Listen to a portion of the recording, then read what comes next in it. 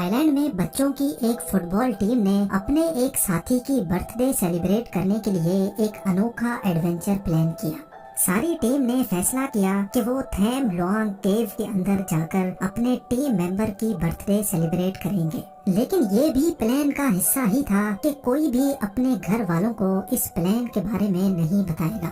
10 kilometre تک پھیلی ہوئی اور 85 میٹر تک گہری یہ کیو تھائی لینڈ کے نارتھ میں لائم سٹون کے بڑے بڑے پہاڑوں کے اندر موجود ہے۔ اس غار کے اندر جانا بے شک ایڈونچر تو ضرور تھا، لیکن یہ ایڈونچر ان بچوں کی زندگی کا خوفناک ترین ایڈونچر ہونے جا رہا تھا، جس کا اندازہ کسی کو بھی نہیں تھا۔ ناظرین، یہ دن تھا 23 جون 2018۔ 12 بچے جن کی عمر 11 سے 16 سالوں کے درمیان تھی، انہوں نے اپنے 25 سالہ فٹ بال کوچ کو بھی اس پلان میں شریک کیا اور وہ لوگ اپنی بائیسیکل پر سوار ہو کر تھیم لوانگ کیو کے اندر چلے گئے۔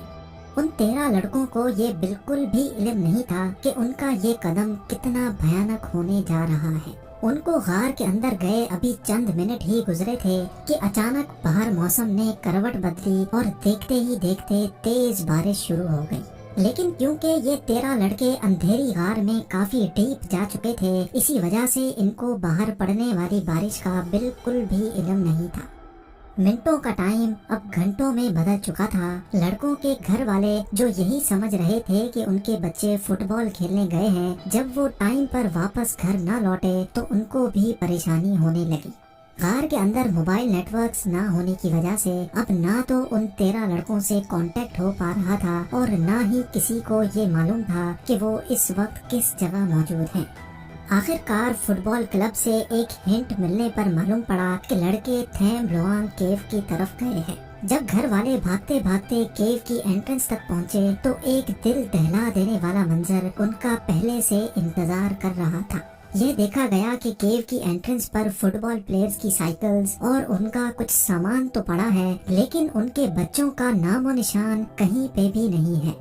ابھی پیرنٹس یہ دھچکا برداشت ہی کر رہے تھے کہ ان کو ایک اور منظر نے ہلا کر رکھ دیا۔ جی ہاں، شدید بارش کی وجہ سے کیو کے اندر دھڑا دھڑ پانی جا رہا تھا، جو کہ واقعی ایک بہت خطرناک سگنل تھا۔ بات اب یہاں تک پہنچ چکی تھی کہ ریسکیو ٹیم بھی وہاں تک پہنچ گئی اور انہوں نے آتے ساتھ ہی غار کے اندر جانے کا فیصلہ کیا۔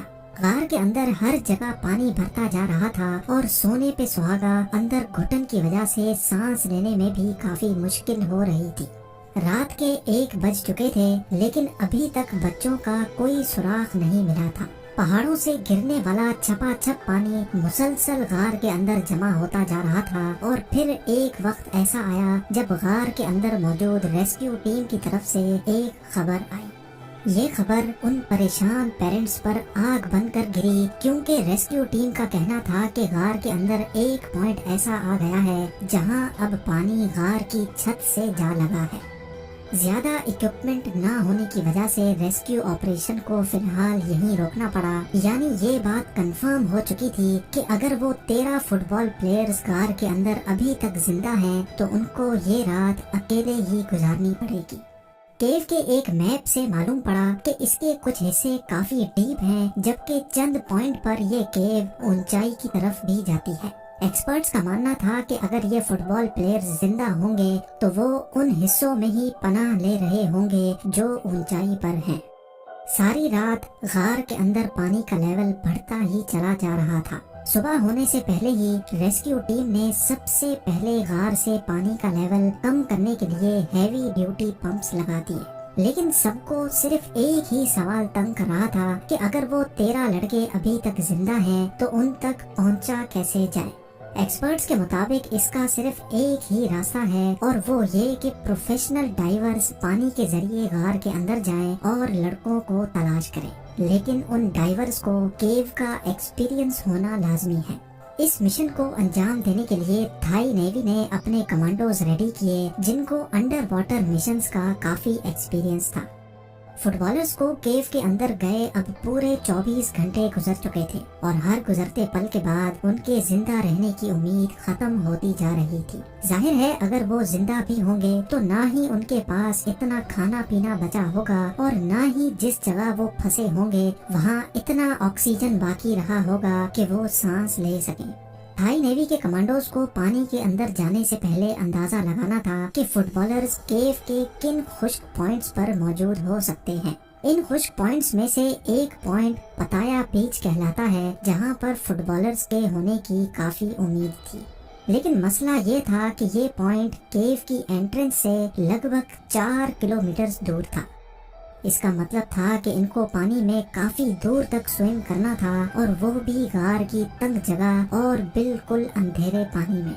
इस पॉइंट तक पहुंचना डाइवर्स के लिए कोई एक दिन का काम नहीं था, क्योंकि गार का लेआउट मुश्किल होने के साथ साथ यहाँ पानी इतना मैला था कि इसमें डाइवर्स को अपने हाथ तक भी नजर नहीं आ रहे थे।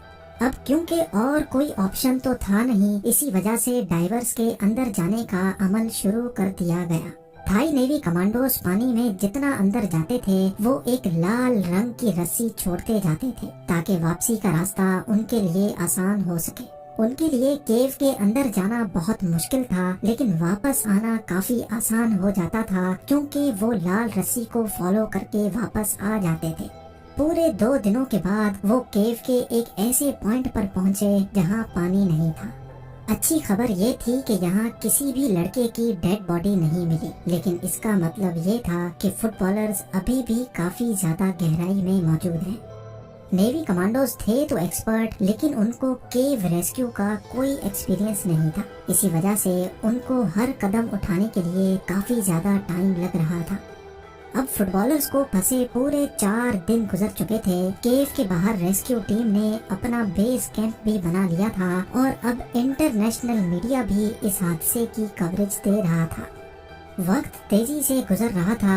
मीडिया कवरेज देखकर पूरी दुनिया से एक्सपर्ट्स के आने का सिलसिला शुरू हो चुका था, लेकिन अभी तक फुटबॉलर्स को ढूंढने के लिए की जाने वाली कोशिशों का कोई नतीजा नहीं निकला था। लिहाजा अब टाइम आ चुका था कि प्रोफेशनल केव रेस्क्यू टीम को बुलाया जाए। ब्रिटिश केव रेस्क्यू टीम, जिनको केव में फंसे लोगों को बचाने का खास एक्सपीरियंस था, वो अब मौके पर आ चुकी थी। सबसे पहले इन्होंने पानी के अंदर जाकर सूरत हाल का जायजा लिया, और फिर फैसला किया कि गार से पानी निकालने के अमल को बढ़ाना चाहिए। पहले जहां सिर्फ गार के एंट्री पॉइंट से पानी खींचकर निकाला जा रहा था, अब दूसरे एंट्री पॉइंट से भी गार का पानी निकालने का काम शुरू हो गया। देखते ही देखते गार में पानी का लेवल कम होने लगा, और अब गार के पहले 800 मीटर से पानी निकल चुका था, और ये वही पॉइंट था जिस पर ब्रिटिश रेस्क्यू टीम ने एक रेस्क्यू बेस कैंप बना लिया, जिसको चैम्बर 3 का नाम दे दिया गया। दर्जनों ऑक्सीजन सिलेंडर्स और इक्विपमेंट्स चैम्बर 3 तक लाए जा चुके थे, क्योंकि अब रेस्क्यू ऑपरेशन यहीं से स्टार्ट होना था। फुटबॉलर्स को गायब हुए अब पूरे 10 दिन गुजर चुके थे। चैम्बर 3 से डाइवर्स ने पूरी तैयारी के साथ पानी में जाना शुरू कर दिया। मैले और जीरो विजिबिलिटी वाले पानी में घंटों की स्विमिंग करने के बाद प्रोफेशनल डाइवर्स पताया बीच पॉइंट के करीब पहुंच चुके थे। ये वही पॉइंट था जहां फुटबॉलर्स के मिलने के काफी ज्यादा चांस थे, लेकिन पताया बीच पॉइंट पर पहुंचने के बाद जब अंधेरी गार में उन्होंने लाइट जलाई, तो उनकी सारी उम्मीदों पर जैसे किसी ने पानी डाल दिया हो, क्योंकि पताया बीच पॉइंट पर भी लड़कों का कोई नामो निशान नहीं था।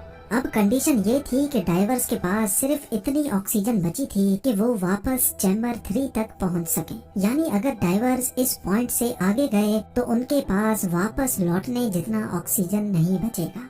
लेकिन एक डाइवर ने हिम्मत की और पताया बीच से भी आगे निकल गया। 1000 फीट आगे जाने पर उसको एक खुश्क जगह मिली, और जब वो आखिरी बार पानी से निकला तो उसने वही देखा जिसकी सारे उम्मीद कर रहे थे। सहमे और घबराए हुए फुटबॉलर्स पानी से निकलने वाले डाइवर की राह तक रहे थे, और वो 13 लड़के बिल्कुल सही सलामत इस पॉइंट पर मौजूद थे। लेकिन सवाल ये है कि पूरे 10 दिनों तक बगैर खाने पीने के ये कमजोर फुटबॉलर्स आखिर जिंदा कैसे रहे। एक्सपर्ट्स, जिनको कई सालों का एक्सपीरियंस था, उनको ही इस पॉइंट पर पहुंचने में 10 दिन लग गए, तो अब वो इन 13 लड़कों को यहाँ से बाहर कैसे निकालेंगे। अभी तक पूरी रेस्क्यू टीम ने जितनी भी मुश्किलात का सामना किया था, अगले 8 दिनों में इनको इससे भी ज्यादा मुश्किलात का सामना करना पड़ेगा, क्योंकि अब ये अंधेरी गार किसी एक इंसान की जान लेने वाली है। اس کے آگے جو کچھ بھی ہوا وہ آپ دیکھ سکیں گے اس ویڈیو کے پارٹ